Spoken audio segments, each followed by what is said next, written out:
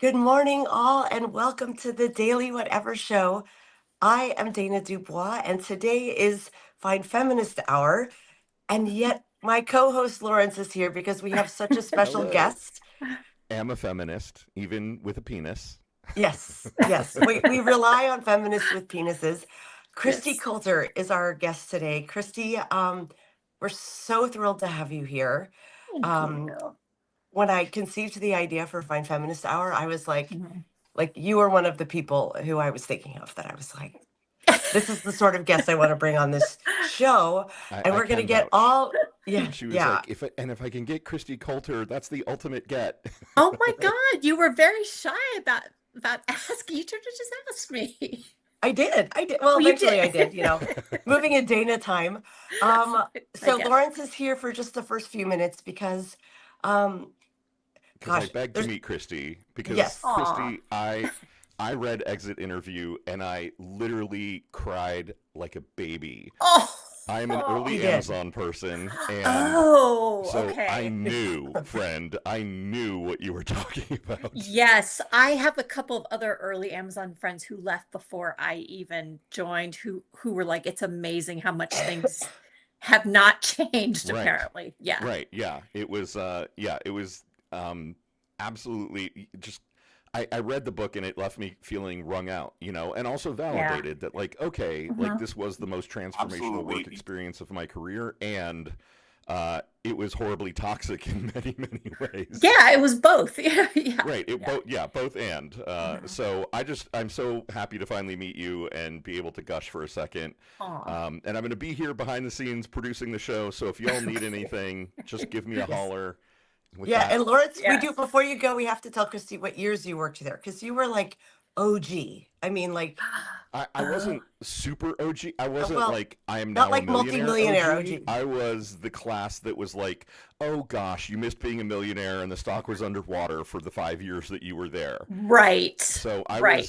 I was 98 to 2003. Oh, yeah. So you left like 3 years before I got there. Yeah, yeah. Yeah, yeah. And the people who were there from like from 97 to early 98, those are the ones that like I literally remember the day in customer service where the stock hit a certain My level and God. like half the people around me were like, we're millionaires, we're millionaires. And And you I were was like, like, my stock is underwater. How are you a oh, millionaire?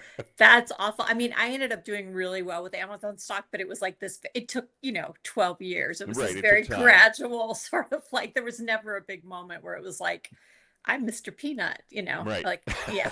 I, I'm Mr. Oh my Peanut. gosh. I It was never so did nice to become meet you, Mr. Christy. Peanut. Have a great show. I'll Thank see you you. later. Bye, everybody. Bye. Bye, Lawrence. So Lawrence and I have known each other since the fourth grade. Another South Florida kid. Oh, no Um, way. That's amazing. Oh, I know, and first of all, my little dog Kira always does hi, this. Kara. I know you're a dog That's person. adorable. She's like lurking. You know why? Because she knows that I bribe her to hush the whole time we're live. And one day Nature and Oz is gonna pay me because I Yeah. feature their product I like influencer style Right, on right, right. air. Exactly. Um so Kristi Coulter, memoirist extraordinaire, author of two memoirs, Mhm. came through Medium to kind of catapult into fame. Yeah. Also a dear friend who I've known Yes. A lot. 18 years now, Oh my God. I How do we think. both look the same? That's what I want to We know. look better, Kristi. We I just do. think. We do look better. Would you like to introduce yourself to the audience? I might be a little lazy because I barely have anything here today. You can probably hear I've been Oh, like wow. sick Okay. all week.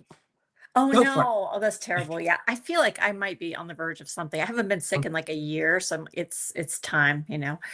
Hi, I'm Christy. I have known Dana for many years, and we met because I actually hired her at Amazon and for a temporal, I think that It became was a permanent. And maternity leave you were maternity backfill. for Yeah. Julie. Yep. Oh, that's right. For Julie. Hi, Julie, if Yes. you're listening. And I worked there for 12 years in a bunch of different jobs because it's a company that does a bunch of different things. Eventually left. Well, I should say before that, we actually have a lot in common. We both grew up in South Florida. I I grew up on the East Coast. You were in Tampa, right? No, No? we Oh, grew up I was in Coral Springs. We were about half an hour apart. that's right, because I was in Boca Raton. Yeah. Yep, this was going So to be crazy my that we never met.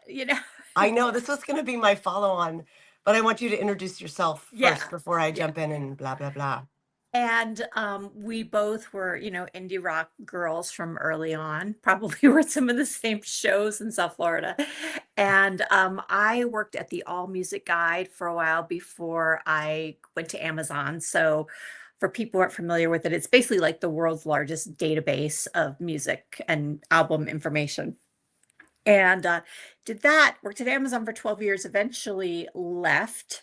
And when my first book was coming out, in Yes. between growing up and actually writing my first book, I went to grad school and got an MFA in my early 20s, so right out of college. And then when I wasn't famous by the age of 30, I was like, well, clearly this is not meant to be. I better figure out something to do for a living. So I had this whole other tech career. And then eventually wrote my first memoir, which is called Nothing Good Can Come From This, which is about drinking and not drinking, which I Mhm. now not drink. I used to drink, and Yes. it's usually the way it goes. And Yes. and uh, and then a second book about my Amazon career called Exit Interview: The Life and Death of My Ambitious Career.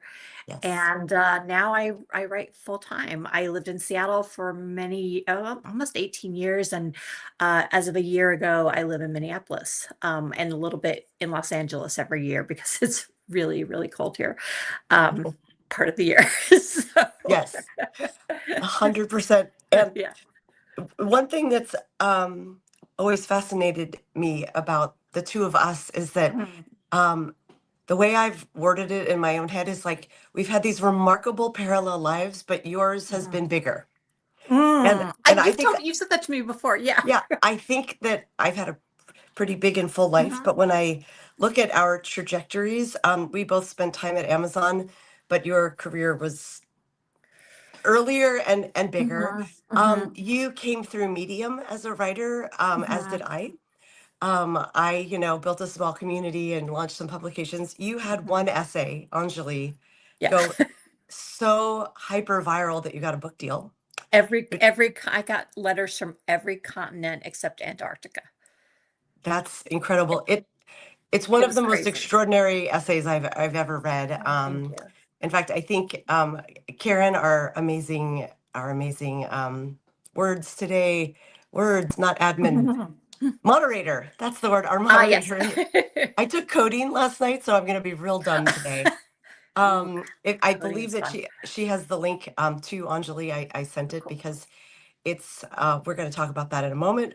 We Mhm. both fell for the same local Lothario indie musician, Yes, but I many had of a us did. dalliance and you had a prolonged relationship. We both wrote about his downfall, Hmm. but I wrote an essay and you rallied the victims Yeah. and created a movement.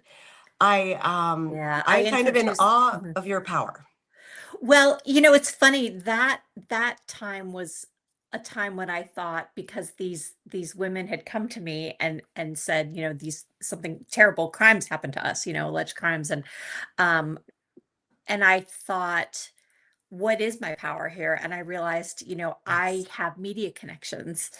And so the most powerful thing I can do is make an introduction. And so it was one of those times that I was absolutely, I mean, the whole thing was horrific, but I was absolutely Yes. thrilled to have the power to say, I can introduce you to this woman who is now going to investigate your story. And I mean, she had me explain to them, you're going to be grilled. I'm going to be asking for documents, like, are they up for this? And it to me, it was like, this is what power and connections are for. So I could put these two parties together, and then I could step out Yes. and she could go do her thing, and found the stories to be very credible. So I Yes. don't And we know what don't, else it's for. I agree with you, and we don't want to spend much time talking about the creeps. But I do think it was a really important thing to do because so Mhm. often women are seen as being in competition with one another, adversarial, Yeah. and you um you used your power for good to be like, I believe you, first of all. I believe all of you. Yeah. And I'm gonna elevate this and help you. It was truly remarkable. And I even just on that outside of that, when I wrote the essay Mhm. that I wrote, um, a lot of the same women found me. And so to help like Yeah. to help amplify the voices of women who are not being Mhm. believed, who are being discredited was really powerful. It's been such an incredible experience because, there were the three women who went on the record, but there are many others who've gone on the record since with allegations, and we all know each other. And a Yeah. lot of us realized we had been seeing him at the exact same time. Mhm. And there was not a moment of like, oh, well, one of them was in LA last week for when I was still in Los Angeles for the REM tribute show. And like we went to it together, and had lunch. And like we all just like, we always say, man, he had great taste in women, if nothing else. And there's Yes. not a lot else going on there, but like great taste in women. And so Right. to me, it's been like this really healing thing where all these women who could have been like, oh, so you were the one that I suspected, are just like, wow, Right. you're awesome. It's been wonderful. Yeah. A I, real I, silver lining. Yeah. yes, I love the idea of incredibly shitty men can have really great taste in women. And You really it's also did. Yeah. because it was a local musician here in Seattle. Mhm. There's a huge sense of community here in the local music scene and Mhm. always has been. Mhm. And so there was very much this like, we believe you and we're going to elevate you, Yeah. like just everywhere. So I don't want to Yeah. elevate him, but I do want to talk about that story since it was another Yeah. commonality and to say, like, Mhm. bravo, like Oh, thank you. truth to power and standing up for women is like, It it just was a powerful thing. it felt like the only thing to do. And I did have to do a lot of introspection to make sure, because also, I had my own reasons for just being like, I don't like this person. Right. And I had to do a lot of introspection to be like, are you making this introduction because you don't like this person or because you believe the victims? And I was like, I kind of unequivocally, especially when I saw that documentation, I was like, there's Yes. only one thing to do. So, credit also to KUOW, like Yes. I had talked to a lot of male journalists about this story, and mostly they just kind of didn't get back to me. And then this, yeah, Isolde Raftery from KUOW just took it and just ran with it. And she actually has a new podcast out about some kind of sexual abuse scandal that happened at her high school, which Oh, I believe in Seattle. I haven't listened to it yet, but so well, she's I need to really, look for that. yeah, she's amazing. She's a Oh force. my gosh, I would love to bring her on the show. I've never met You her, should. but I'll her work introduce is you. amazing. Okay. Yeah, Oh, I would she's see great. Mhm. women connecting women. It's a Yes. beautiful thing. Um, I'm trying to think. I'm going to be a little slow today, which I hate because I'm like, I've so been looking forward to this, and I'm No, like, that's okay. everything is like this today. It's not Amazon. We don't have Right. to be like bullet point, bullet point. Let me write a PRFAQ. Right. Um, so were you at any point during this, this is the last question I'm going to ask, and we're going to shift topics, but Mhm. were you accused of being a woman scorned? And being Oh, like, yes. you're Oh, not my credible Lord. because you're just getting back at your ex. Because he didn't put a ring on it. Absolutely. In fact, Oh my God. his Like you wife need a ring, Christy. Like you need right, a ring. exactly. Like I got that. And I don't need you, certainly not from you, buddy. But Right. yeah, we all were. Gumball His ring. his wife apparently went on Lydia Lunch's podcast and talked at length about me specifically. And I was like, dude, I didn't even accuse the guy of anything. It's just being Right. being a jerk, like he didn't assault me. Yes, I was absolutely accused of being a woman scorned. The story was that he was just too much of a heartbreaker and we all couldn't handle it and lost our minds and concocted an international conspiracy. So, but Right. and honestly, and it's awful like when you're talked about like that, but at least we were all in it together. And that really helped me. And then also just remembering like, well, I'm not, I wasn't assaulted and then insulted. I Right. was only insulted. So I was like, well, could be a lot worse. Yeah. It But oh yeah. absolutely. And that was a really interesting part. I just put the link to a friend link to the story on Mhm. Medium. I haven't shared it on Substack yet, but I will at some point. Oh, yeah, you Um, should. It was excellent. Yeah. Thank you. Thank you. It was very interesting to be like, I was not assaulted. Mhm.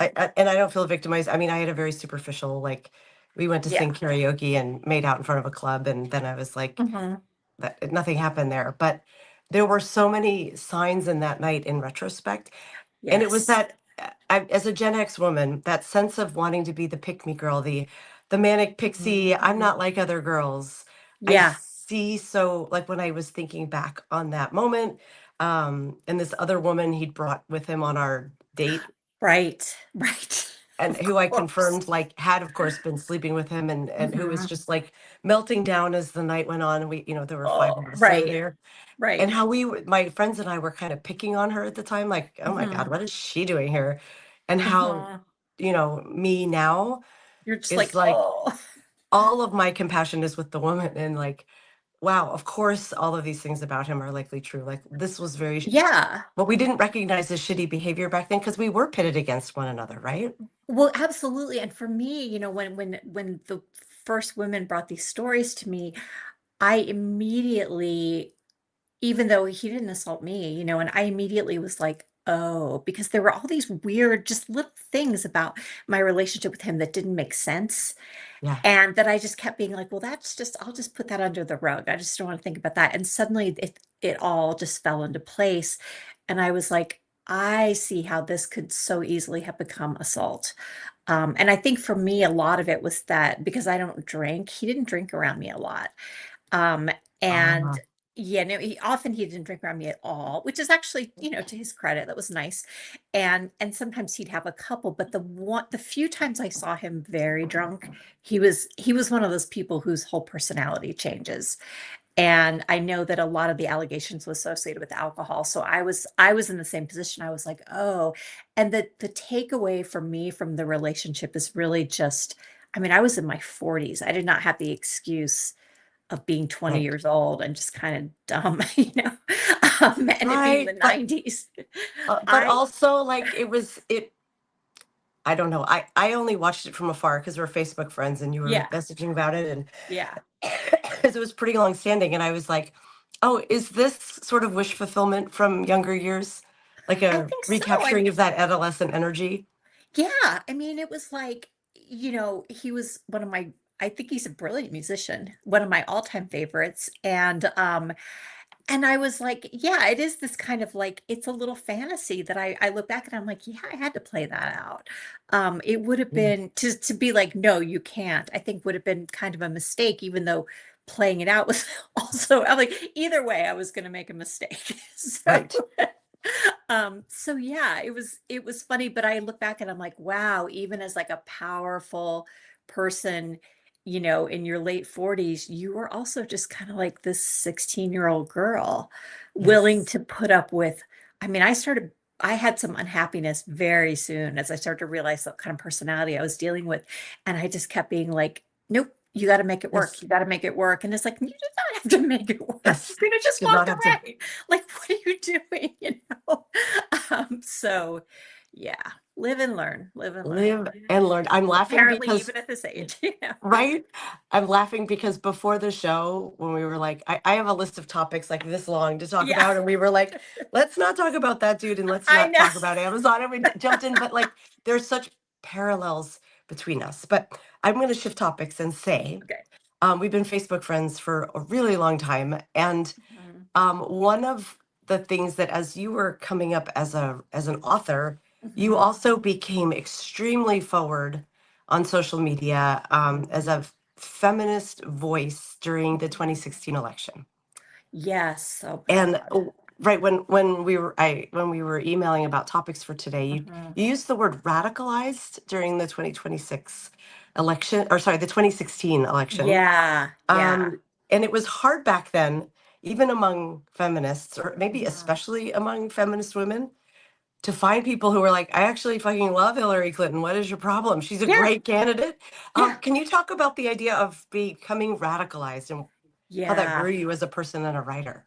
So I've considered myself a feminist since I was, very young, as long as since I knew what it was, and even before that. And what happened in 2016 was that I understood very, very clearly, very suddenly that misogyny on the left was, I don't want to say it's as much an issue as it is on the right. I mean, the left is not trying to like take away my bodily autonomy, but the Right. left also doesn't really care that much about my bodily autonomy. Right. The It's level it's of it's kind of optional, you right, know? it's kind of like a niche issue. I'm like, it's Yes. fucking 51% of the population. Like, this is not a special, I Right. liked a lot of things about Bernie Sanders, but like when he was like, well, Planned Parenthood is the establishment, um, I really saw red. I was like, this is where a lot of women get their health care. Like, this is when I was a teenager, this is how I didn't get pregnant or get an Right. STD or a serious STD anyway. And when it was just shocking to me that not that Hillary Clinton would be, every candidate can be criticized, and there's things I could Hmm. criticize her for, but that the gendered language, vagina voter, the idea that I could Oh only my be God. voting for her because she was a woman. Like I'm not that stupid, and I really felt, and I had, men telling me in person, like, because a lot of men would be like, well, that's all bots. And I was like, well, these bots have skin. Because I have men telling me in person that how awful she is and that she's just the same as Donald Trump. And I knew very clearly, like when he was elected, that we were going to lose Roe. I thought, this is it. It's Oh my going. God.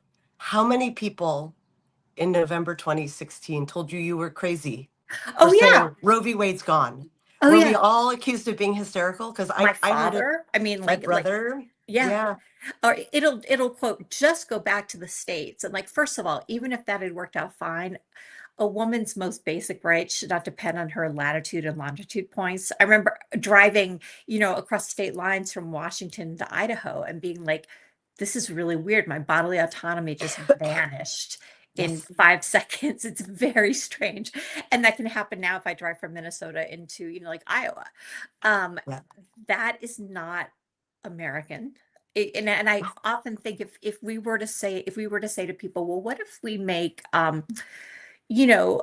voting rights for people of color a state by state thing? There would be an uproar among all decent people. And yet, when it came to reproductive rights, people were just kind of like, well, women can move if they don't like the state they're in. They can just Just travel. move. Yeah. Yeah. They can just plan a trip, which we also know isn't true because Texas is starting to Right. go after women who do that. They've got Right. bounties on them. They're going after the providers in other states. Yeah, absolutely. They So, haven't stopped. And I do think there mm-mm. were some people who were skeptical that the Republicans would let go of Roe as a wedge issue, as a fundraising issue. I understood that skepticism, but like they have found others and they're not stopping. They're not happy. Now it's birth control. Now it's Tennessee talking about like the death penalty for women who have abortions. And at this point, I wanted to say, well, that's clearly will never happen, but I honestly don't know at this point. Anything could happen. You So, know, Lawrence and I on air with, I think it was Melissa mhm, Corrigan. I'm trying to remember who our guest was that day. We were like, people don't have vivid enough imaginations, right. but the pattern recognizers, the dot connectors like us, we do. And I Yeah, think yeah, Gen X is known for that, for being like, right. oh no, we bought the URL, the Imagination Project of Oh, like, nice. you should, yeah, in our all our Mhm. spare time, we're gonna launch that. But like, Yeah. it's not that far-fetched to say that our right to vote is Mhm. on the line in the next 3 years. They're Women's talking right to about vote. it. They're already Yeah. talking about it. It's that Yeah. Overton window of like, of course it seems absurd right now, but when you have the Mhm. Save Act coming forward that would disenfranchise millions of any woman who changed her name, which good on you for not changing your name Oh, when you got yeah. I married. was never ever going to do that, and I'm so glad I changed now. mine. Yeah, yeah. So I just was God, like, I hated my maiden name. It's a bad name. well, yeah, I was fine with mine. I like my husband's last name, but I also was like, yeah, I don't want to go to the trouble. It's funny. I used to feel like I had to have like, well, I published under my maiden name, and it's true I had, but honestly, I just didn't want to. I just didn't want to change it. I Well, was like, Kristi Coulter is a banger name. I mean, thank you. I've never really liked it. I've never felt like a Christie. I'm always like, parents, why didn't you give me a name with more gravitas or something? But yeah, it is what I guess I could have changed my first name instead when I got married. Been like, I'm going to take this opportunity to just right. change You're not a something. Christine. I'm not. I'm a Christie. I'm a Christie. Yeah, Wow. my mother. So do you remember there was this TV series with Kelly Martin, um, that was called Christie, and it was like just about like this school teacher in like 19th century America or something. Um, No, I don't remember it that. was maybe a 90s thing. Anyway, apparently I was named after the that book.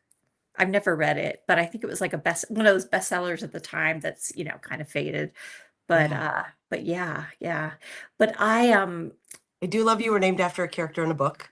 That's fitting. yeah, yeah, yeah. I guess I should read the book at some point. I think it's kind of like light Christian fiction or something. I don't Oh, know. I really should track it down. Um, should write an essay about it. I should. And it's funny, when I was in my 20s, I looked exactly like Kelly Martin. It was really strange. Like people would stop me in stores. I think she's like a foot shorter than I am, but people would stop me in stores and be like, I oh, and I was like, okay, Kelly so it's Martin. I'm so not sure who strange. that is. Hold on. She was on this show called Life Goes On that was about this kid with Down Down syndrome and his syndrome. Yeah. family. Yeah, she Oh, was you do very look like her. yeah, yeah. We both have kind of round eyes. She's really tiny. But yeah, I don't know if she's still working, but it was just interesting. I was like, well, I was named after Your her character. Oh, that is fictional. weird. Yeah, it was very strange. So what you were saying about the Overton window, I think I see it happening with abortion where now people are like, look at these like, children, who are raped can't get abortions, and women who, have like life-threatening complications can't get abortions. And it's really important to point out, but it also makes me really nervous because I worry that we're going to move it to a point where that seems reasonable, that if you're going to die, you could have health care, and otherwise Right.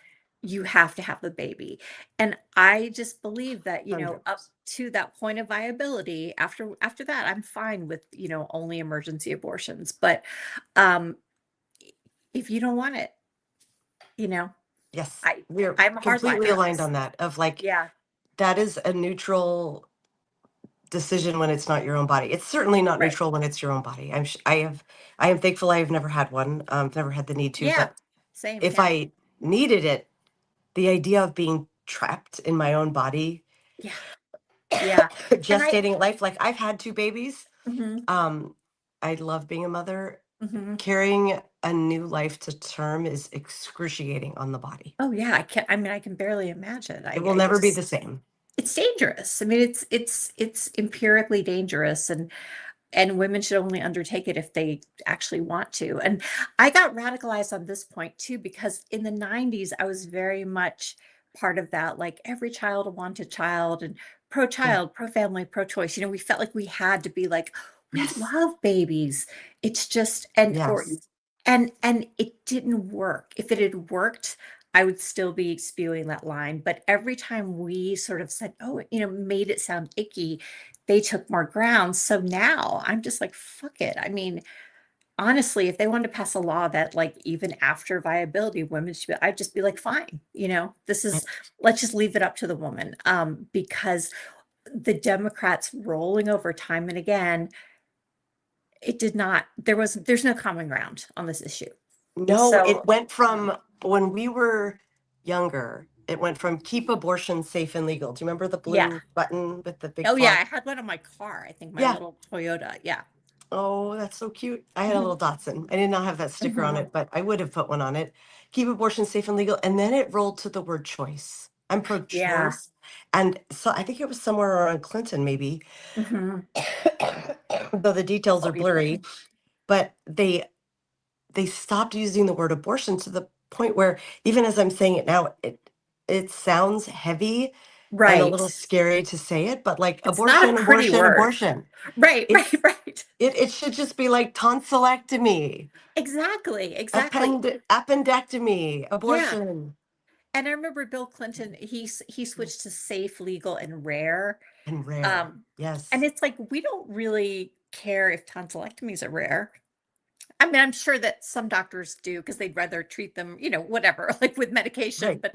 but it's not a moral thing. And I remember thinking, ooh, I don't know about this. I don't think we should be saying they should be rare because we're implying again that it's like let's murder as little Yes. as possible. And I don't think it's murder. Certainly, not in that first when it can't survive outside your body. Um, and so that, yeah, like I really, just to bring it back to 2016, like just sort of became radicalized in this way where I thought, women, we're really on our own. We had to make secret Facebook groups to be like, Hillary Clinton is Yes. a good presidential candidate. Oh my God, I was in that group, Bitches for Hillary, right? It was yeah. I don't remember if I was in that one, but I was in a couple, and it was because like people Yes. were being, as a writer, like I would get threats for just, and not even being like she's my idol, because she wasn't, but for just being like, she's a really good candidate. She's a very strong candidate. Yes. She would be a very good president, and we should vote for her. I mean, just basically being like, here is a Yes. good job candidate. Let's pick her. And Right. and I I remember also being at the caucus, so in Washington, USEP caucuses, and there were these two women next to me. It was mobbed. It was very crowded. And they were probably in their 70s, and they were confiding in each other that they were going to vote for Bernie because Hillary's literal voice was too grating. too grading, right? And I was like, Bernie Sanders sounds like he's talking through a fan. I mean, like, or through a cheese grater. Like Bernie himself would be like, what? You, Yeah, you Bernie think sounds her like voice my is my late grandfather, like the New York right? Jew thing. Like he's like, "Ah, blah, blah, blah." You gotta And do the things. Yeah. and I was thinking, Hillary's voice is too grating. It just, and just the fact that they would choose, it was really, so ever since then, I've really been in this place of like, of just like, who can we trust? It happened. And I remember that year men were telling me, oh, I'm dying to vote for a woman. It just has to be Elizabeth It Warren. has to be the my Canadian girlfriend or Right. yeah. Yeah, you wouldn't know her. She goes to another school. And so then Yeah. Elizabeth Warren, who actually is like probably my ideal candidate, then she ran in 2020 and they savaged her. Suddenly it was like, well, she was Yes. once a Republican. I was like, yeah, in like 1978, like people Right. change. And it was a different thing then. And they were so brutal to her. And now they're like, oh, AOC needs to run. And I'm like, you're going to shred her when she Oh, runs. she will get You're going to, decimated if and when oh, she runs. decimated because she's cute too. Like she's young enough to like they could Yes. think of her as a girlfriend. She's beautiful. Like people don't Yeah, really, it's so surprising to me that people don't talk about how beautiful she is. yeah. That doesn't But come up more. it's And surely part of it. But she's yeah, brilliant and a fighter. right. And she's hot, and she's got like Right. good lipstick and everything. Great And so lipstick. I think anytime, and then, Kamala Harris laughed too much. Like we like these women until they ask for the job. Like people were happy with Hillary Clinton as Secretary of State and a senator, but as soon as she wants another job, it's like, ooh, I don't know. We And like these so women till they ask for the job. yeah, there's actually data around Hillary. Like they've done these studies that her approval ratings when she's in a job are very high. But then when she asks for a job, Mm, everyone's like, no, right. we just, you just don't seem authentic or something. I'm like, I don't give a fuck if she's authentic. I'm not inviting her to move into my house, although that'd be Right. kind of, she can come over. Anytime. Yeah. I've got a spare room. I I've got actually a like basement her. apartment. I like her much more. I like her even more now. I didn't vote for her. Like when Obama was running, I voted for Obama. I mean, I it did too. wasn't, that's one reason like why the vagina voter thing just annoyed me so much. I was like, I had a chance to vote for a woman for president and I actually didn't do it. I voted for the guy. So I just fundamentally don't trust what I guess the word would be men since I guess what's the 2016. word I'm looking Like for? Man. I was trying to come up with some way not to just use that big word, but it's very case by case because I can no longer Yeah. assume that the left thinks that women are regular humans whose rights are fundamental. I'm very aware that they are willing to look at us as some like special interest group. That's what it comes down to. That Mhm. the I've heard a lot of talk about we need a big enough tent, right? We Yeah. we need to be able to accept candidates who understand their region and the biases there so they can Mhm. get elected. And I'm like, uh-huh. And they're like, we need to all support each other and not be sort of looking for purist candidates who, Yeah. which, Yeah. and I'm like, yep. And then they're like, so abortion rights, maybe not so much. And then I'm like, I've been on a call before where I've had like a podcast live where I've had to Mhm. be like, but actually, no, not that. Right. Because that is Yeah. literally my bodily autonomy. You can't question that and expect Right. me to throw an iota of support behind it. No, it's not a Yeah. special right. It's so No. without that we have nothing. And and I have no issue with like politicians who would never themselves have an abortion or I No, mean, that's fine. Your you know, personal choices are right. a-okay. It's a secular government, or it's supposed to be. And so that's where the rubber meets the road for me. And yeah, it's funny how the big tent thing so often seems to come down to like, so maybe women don't own their own bodies. That's fine, right? And Right. I'm like, A actually, big tent for all the men.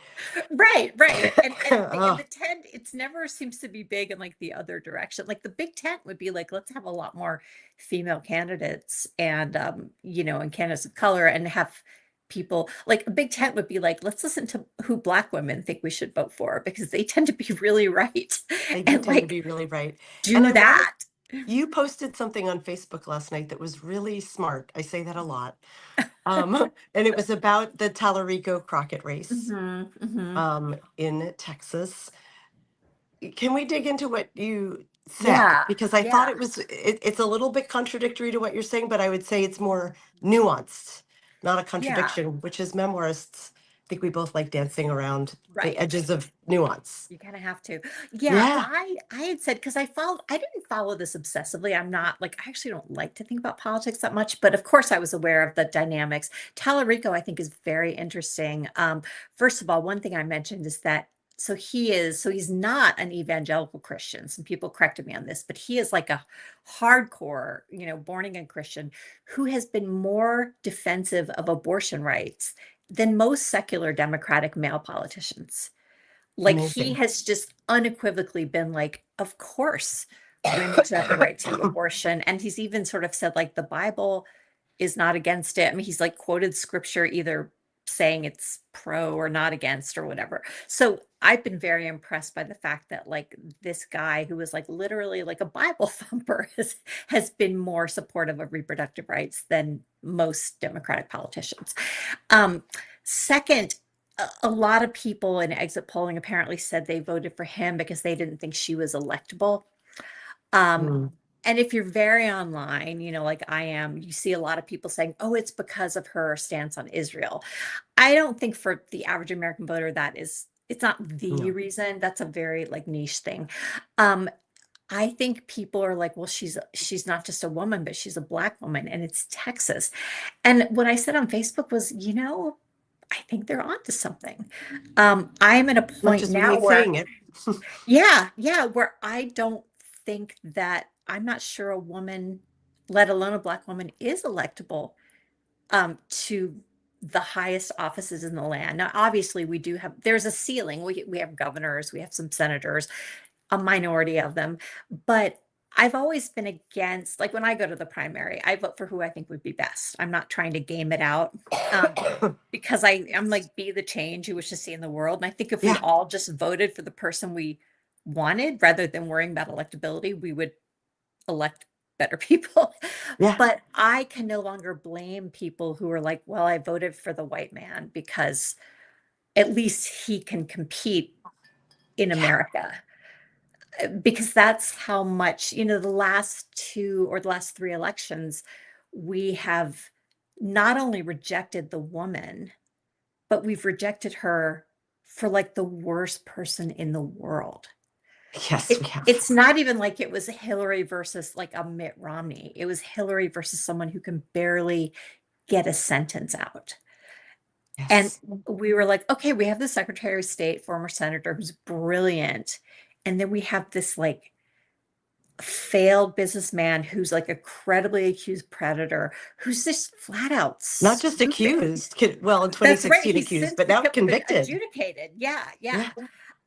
And like, oh, let's go with him. He seems Mm. and so that and then we did it again, when he'd added like insurrectionists and yeah, adjudicated rapist to his resume, we were like, okay, we've got this woman who was VP. Was she the most effective VP? No, but she's done the job. Senator, attorney general of one of the world's largest economies, California. No, let's pick this guy. And the fact that we would pick like basically the dumbest human being alive against these women tells me that we will not choose a woman. There will not be a woman who is adequate. So I'm like, and meanwhile, our rights are disappearing. Here in Minnesota, we were under siege for 3 months. And so I understand people being like, oh, thank God, a Christian white man. Like, let's cling to him. Let's cling to his shirt tails and beg him to save us. A Christian white man who can recognize that what his beliefs are and what Right. his values are not everyone else's. Right. And He that's actually really rare. believes in secular, like this, the fact that he is like, oh, we should have a secular government the way that the Constitution set it up is so remarkable that I resent that I feel so much gratitude for that. It should just be normal. But I'm like, you're incredible, James Tallarico. I think like I was pulling for Jasmine Crockett. Mhm. I think she's She's great. incredible. Yeah. And my biggest bias right now is like I want people who can fight. And there's concern whether Tallarico will have the teeth and the grit Yeah. to Yeah. fight. But can I just say, hearkening back to our old days professionally, disagree, commit. Like Right. I wanted Crockett to win. She didn't. She'll I'm be behind back. Tallarico now. They Yeah. both are rising stars. Right. And I think this is something that progressives lose Yeah. is that we cannot align around another candidate who we were fighting against, at the first stages. And it's Yeah. so Yeah. important to maybe that's what the tent is about, unless it's a person who's deeply egregious, but that's not what this Right. is. It's This is probably just like these are two good candidates. Yeah. Yeah. yeah. I think Yeah. there was some woman on Threads yesterday saying, well, I won't vote for Tallarico because we need only Democratic Socialists for the next 10 years. Oh And my I was God. like, honey, Wouldn't that look, be this nice? is, yeah, I was like, this is not, you need to be building now. Basically, I've gotten to an age where I'm like, look, I've seen I understand how change happens now. You need to be building locally. Like MAGA took really 30 years to form out of kind of the Tea Party and the contract with America. I mean, these things don't just happen overnight. And so Right. I worry about people. And I feel like when I was in my 20s, I did not expect the world to change overnight. Like, I feel like I was already No. more realistic. Gen X, I was like, well, I mean, things like the fact that we had gay marriage is still, I'm like, really? I still can't believe that marriage happened? equality passed. And Washington was among the first. Thanks, Yeah. Macklemore. Like Yeah. people like to pick on Macklemore, but Same Love, his song, like it helped Yeah. catapult. And Jeff Bezos actually gave like $2 million or something. I know it's not a lot for him, but No, but back then, him championing for anything. marriage equality was huge. And I will you know, whatever awful yada yada. We don't need to dig into that, but yeah, he was one of the people who helped champion marriage equality in Washington. We were one of the first. Yeah. I still can't believe it's still love. I went to Lawrence's wedding, two of Yeah. our weddings. It's I like normal officiated the now. second one. When it happened nationwide, like I still am like, wow, I just didn't think now and then like I'll be like I was watching Heated Rivalry. I finally watched Heated Rivalry. Oh, I haven't seen it yet. Is it It's really as good fun. as Like I don't know if it's actually like good, but I really like it. It's one of those things. It definitely yes. got its hooks in me, but it is explicit. Like I was like, this is like really high quality porn at moments, just with no, there's no full frontal nudity. More's the pity. But I remember thinking like, I remember when it was having a kiss between two men, like a Melrose Place. It had to be shot from the back of someone's head. Right. And even at the time, we all were like, "This is ridiculous to show the kiss." But so the fact that things have changed that much is just kind of astounding to me. But it took, when Ellen DeGeneres came out, like it was on the cover of Time magazine, so it was such a big Right. deal. And now we're all just like when Jodie Foster came out. Everybody's First of all, I cool. was like, "Duh." Right. thought everyone knew Jodie Foster was gay, but like people just don't really care. And I never really knowingly knew a trans person until the last Yes. decade. And that's from living in Seattle. And now to me, it seems perfectly just whatever. It's fine. It's perfectly normal. So, but for young people or hard leftists to think that there's going to be some great revolution and everything's going to change, the human cost of that, if there were some revolution, I mean, we're kind of living it now. Yeah. It's not going well. Like it's not okay. And you and I are fine. I'm miserable about it, but Yeah. we're throwing so many people under the bus. So I get frightened when people can't align full-throatedly around a candidate. There were a lot of men who said to me, I voted for Hillary. And I'm like, yeah, you first trashed her for 6 months Right. every day on Facebook. You called her Hillary and then you voted for her. Fuck you. That is not like, that's not okay. 100%. I Yeah. think I think this is a fair summation of what you're saying, which is we believe in incremental change. And Yeah, I because and it's the only kind you can have, really. yes, and that was Yeah. kind of my big problem with, well, one of my issues with Bernie Sanders. His Mhm. supporters really were the big issue, but Yeah. that people who were supporting him and the way he spoke, I'm like, you need people who are agitators. You need people who are trying to Mhm. move the Overton window, and he's great at that, but that's Yeah, probably not who you want for your president. Your exactly. president needs to be methodical and believe in incremental change because that's how the Yeah. work happens and work gets done. Right. It happens Um, in ways that you and I don't like when people say, oh, a bill should only be 1 page long or something. Like, no. And I think part of this comes from working at Amazon. I understand like the sausage making. It's not something I should need to understand. It's not something that you should right. have to understand. We should be able to trust these people to get in there and dig into the boring details. Like Bill Clinton, like I'm tired of him, but he was a policy wonk, and Yes. that's really smart. And yeah, Bernie, a great agitator, but not a great legislator. And that's okay. He has a Right. place. He just should be in that place. Right. I Um, do love how he, unlike a lot of elders in the Democratic Party, is elevating the next generation, taking AOC on tour with he him, is. Yeah. handing the Mhm. torch. When Biden was elected in 2020, I followed that primary season really carefully. Elizabeth Warren was Mhm. my favorite as well. I love her Um, so much. Oh my I know gosh. I met her when she came to Seattle. I Oh, waited in line for 3 hours and took a photo with her. she's so She's, cute. I I love know, her. I love her too. And but when Biden became the candidate, I was like, Mhm. go Biden. I donated, and when he Mhm. picked Kamala as his running mate, I was like, oh, Mhm. he gets it. He was like, I'm only picking a woman. Yep. And I Mhm. remember talking with Lawrence about this, that we were like, oh, he's old enough. He just needs to know he became president.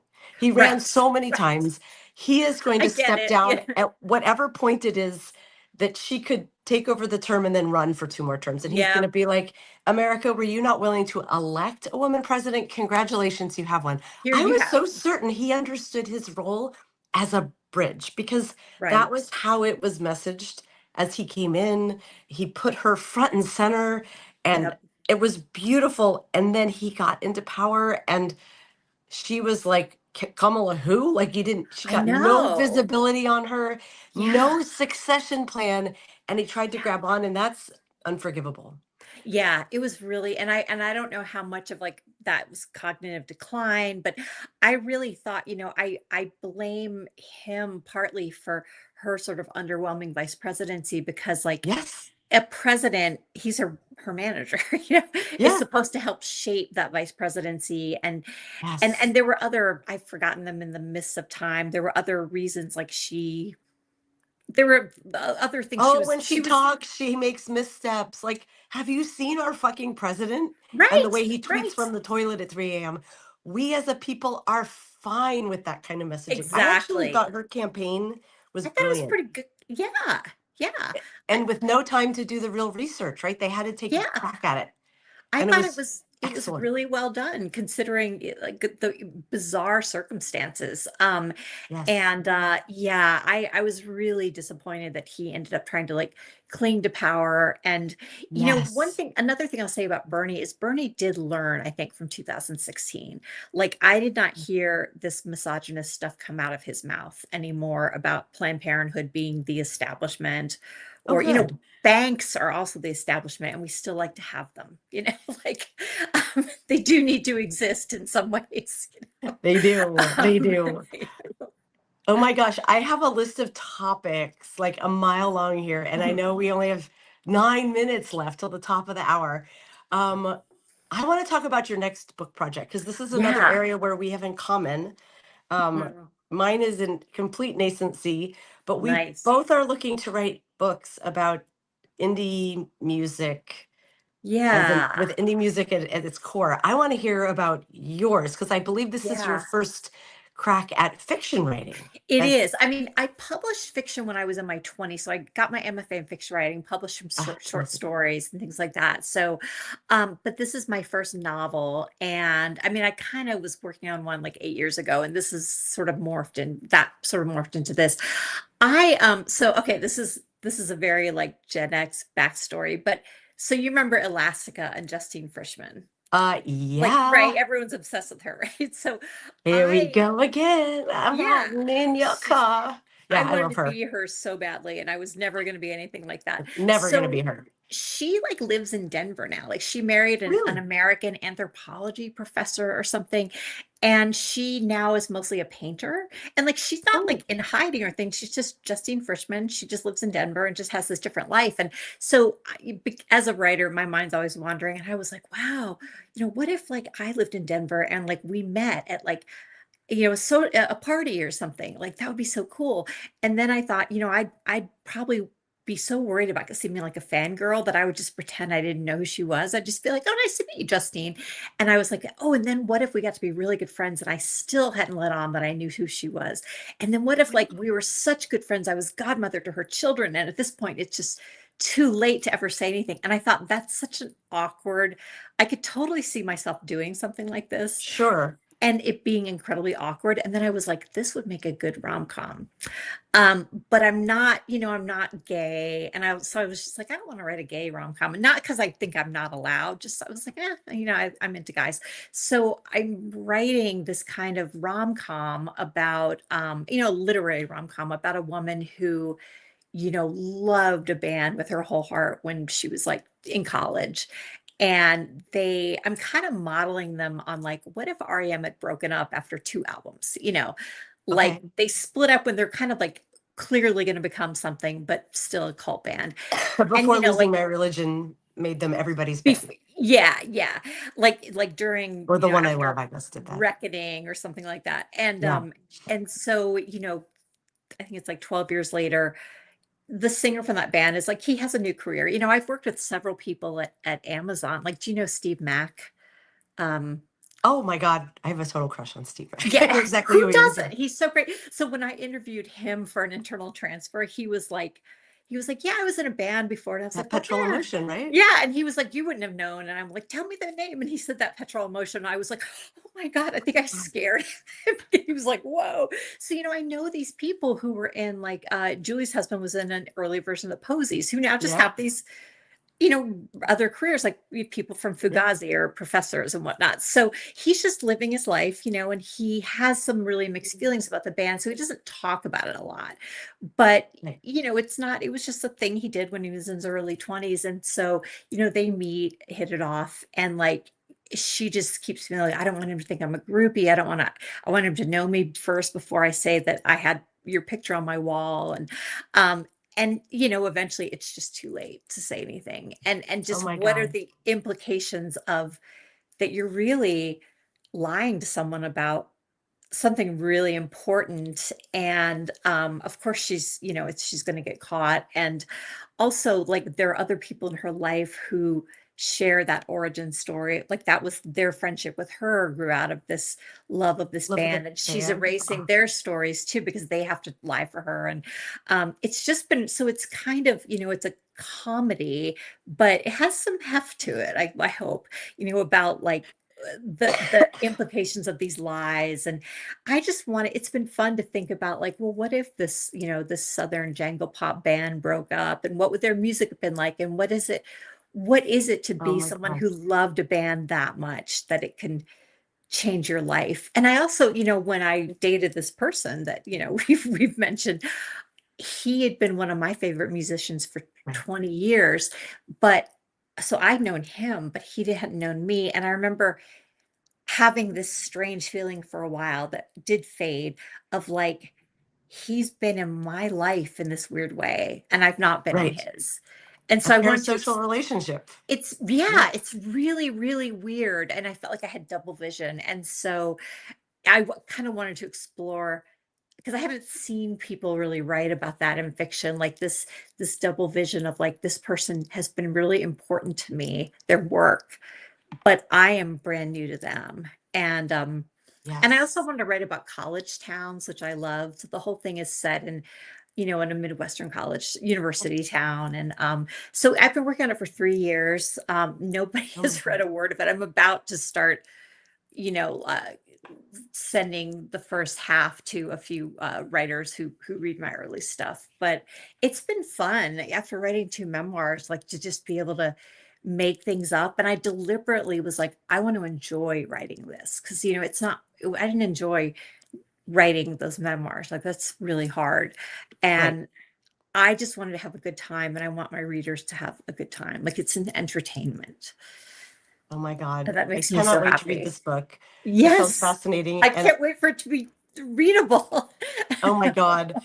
I hope I'm not revealing too many secrets here, but this does feel a little bit like a parallel that um Three Imaginary Girls was my music website, Yeah. and Liz was and is one of my best friends and like Hmm. co-founder. And so we have been talking about pulling a book together. Hmm. And part of it is about the music of the spotlight came off Seattle, right? In the after Yeah. grunge. And Yeah. then there was this fertile ground for music. So part of it will be about the music that was Hmm. around us, but it was more about that rare window from 2002 to 2007 or 8, Okay. right before iPhones, right before social media and blogging. There were only like three voices to learn about music in Yeah. Seattle. And we became another one as women elevating the scene. We ended up becoming part of it and da da da da da.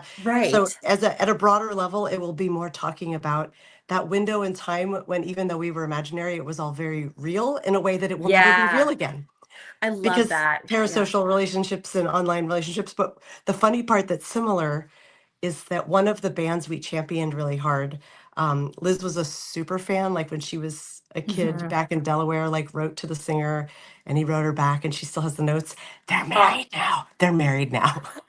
And I don't Oh, think oh she my knows God. That's that. amazing. I know. So Oh, that would that be is part perfect. that will probably be woven into the book. But yeah, the Yeah. idea of like, um, to a much lesser degree, Hmm. having done Three Imaginary Girls and now podcasting every day, it is kind of fascinating both that there are people who I feel like I know all the folks who are in our chat regularly, that we have a Uh-huh. relationship even though we don't know each other.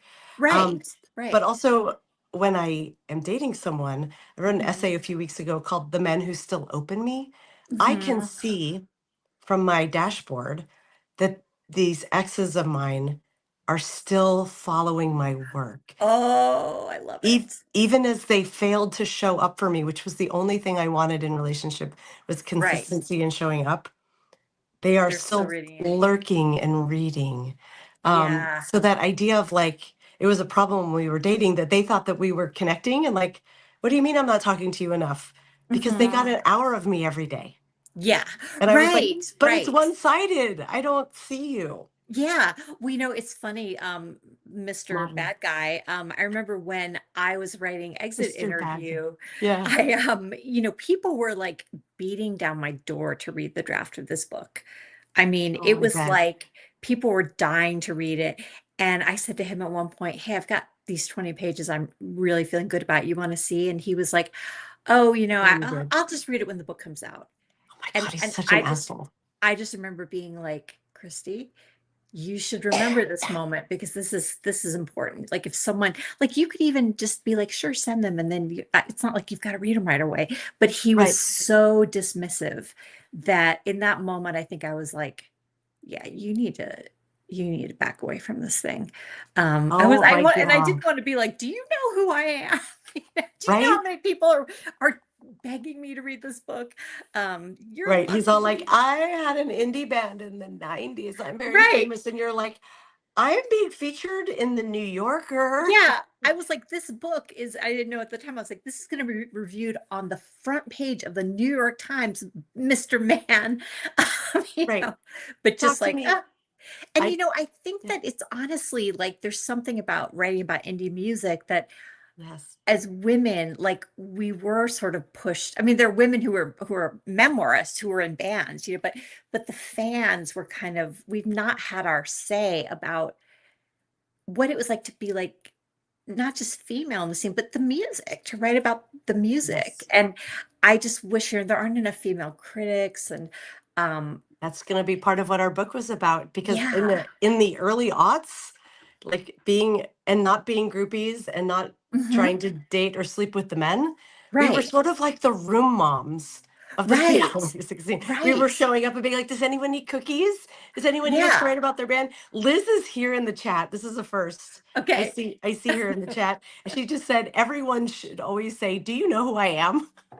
Right. Yes, Just they should. randomly. Did you know who I Do you know who I am? Oh my God, I could keep talking to you forever. This is so fun, Christy. Same. We do have a question that we Okay. always ask on the Daily Whatever Mhm. show for folks when they're on their first visit, and I do hope you come back I'd because love to. Yeah. we would love to keep this Mhm. conversation going. But this is the very hard-hitting question that I know you're Okay. going to have a very good answer for. What is the most Gen X song of all time? Off the top of your Ooh. head, you're in a movie, it's being set, it's deeply Gen X. What song are we listening to? I am thinking Fucking Run by Liz Phair. Oh, no one has ever said Liz Phair, but Yeah. yes. Yeah, I mean, of course, immediately I thought of Smells Like Teen Spirit because like Yes. undeniable, but I think Fucking Run, Oh my God. everything about that song is Gen X. I mean, it's just including like the longing in it for something for like letters and Right. sodas, but But also not trying not to be being, like, yeah, I don't yeah, care. But also I yeah, really care. I want all that yeah, I stupid really old do shit. care. Yeah, yeah. I think that, that album was just she followed me on Twitter when I was still on Twitter. I got kicked off of Twitter like randomly. It wasn't, I'm not so pure that I'm like, I left, and it was like the greatest moment of my life. I was just like, she knows I exist. Oh my God. I am so Change Champion is asking where is the Gen Xy full music list? Jason O'Dell, regular and awesome guy here, has pulled together a Spotify list where he's adding every song as Oh, folks I name them. love I'm that. so glad Fucking Run is being added. Fun fact, I'm surprised it's never come up before just not because yet. Not yeah, yet. And it's like Exile in Guyville is unfuckwithable, every yeah, single note. it's But so Fucking perfect. Run is a manifesto. The droll voice, Yeah, the insouciance, but the earnestness at the same time. yeah. I used to sing that song to my babies when I was rocking them in the middle of the night and like It's very exhausted. sing-songy. It Yeah, is, and they didn't know what I was singing as their babies, and I'd be like, "Whatever happened to a boyfriend?" right. And I And I want, think it's the yeah. first Liz Phair song I ever heard too. Well, Um, mine was Supernova. I came in a little late. okay, yeah, that And second I love album. Yeah. Supernova. Yeah. That But second I went album's back to really good. Exile and was like, I went to Yeah. grad school in Nashville, and that was so Okay. before the internet. So I have this gaping hole for 2 years of like Right. the only I bands that was, made it through were the Breeders, Last Splash, and one of uh-huh. the Bjork records, and everything else was like I didn't hear a thing.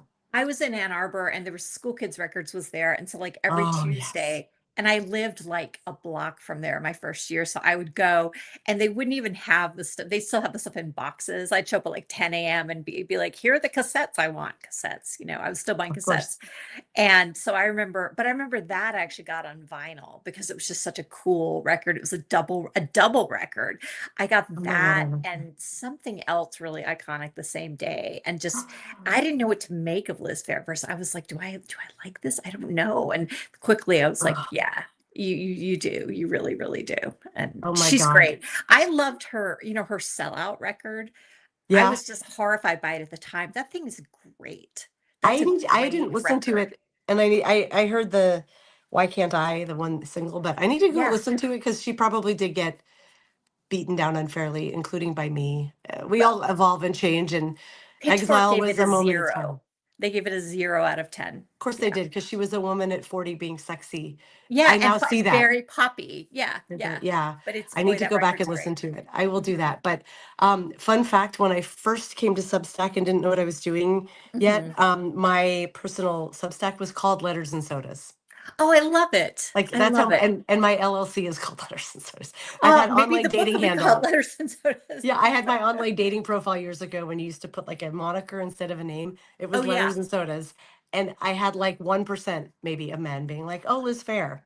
I was Most were gonna say like, it's kind of it's a green flag if somebody's like, I know what this exactly, means. Yeah. exactly. And most Yeah. people were like, I don't think soda's very good for you. And I was like, Oh, run along, sir. whatever. Yeah, yeah. Yeah, I You're no want all fun. that stupid old shit. Oh my God. So Um, it is. So Liz, I love her. And Liz Riley Tollefson in the chat. I love you too. Yes. I'm so happy you're here. I've got to Um, figure out now. I'm gonna have to figure out who she's married to so I know which band it is. do I out it here? No, they'll keep it a surprise, but I'll message you. You got to read the book Okay. that doesn't exist yet. But we are going to be, I am going to be coming to you to talk. We didn't even talk about memoir writing, which was like top of Yeah, my I was list. gonna say, let me know if I can help. Yeah, yeah, yeah. It's hard. Yes. All right, Christine, I have to let you go, All regrettably, but we're right. going to do this again. Yes, I Thank would you love to it. everyone in the chat. Oh my gosh, we've got a Mhm. lot of folks here in the chat, and Oh, everybody that's so is great. I love how singing your much fun you made praises. of this. This is wonderful. We All right. um we're here every weekday. It's crazy, but I know and it's like 8 a.m. where you are. 7 a.m. Well, it was 7 a.m. when it starts, That's crazy. so I can do it before work. Yeah, Oh or my before my God. kids go to school. I would just not do it. I I'm not a morning it is. person. I am not a morning person at all, and I'm a creative, so it's terrible. I Yeah. like to write into the night, but we Yeah. do what we must. Yes. Have a wonderful day, You everyone. Please come too. back Have a tomorrow good for Fucked birthday. Up Friday. We've got the opinionated ogre coming on to break down the news of the week. Lawrence will be back. And yeah, love you, mean it. Have a Okay. wonderful rest of your Thursday. Bye, Bye. Christy. See you And I later. hope Lawrence is ending the live stream because I don't have access, but Oh, yeah. Lawrence, go ahead and end it.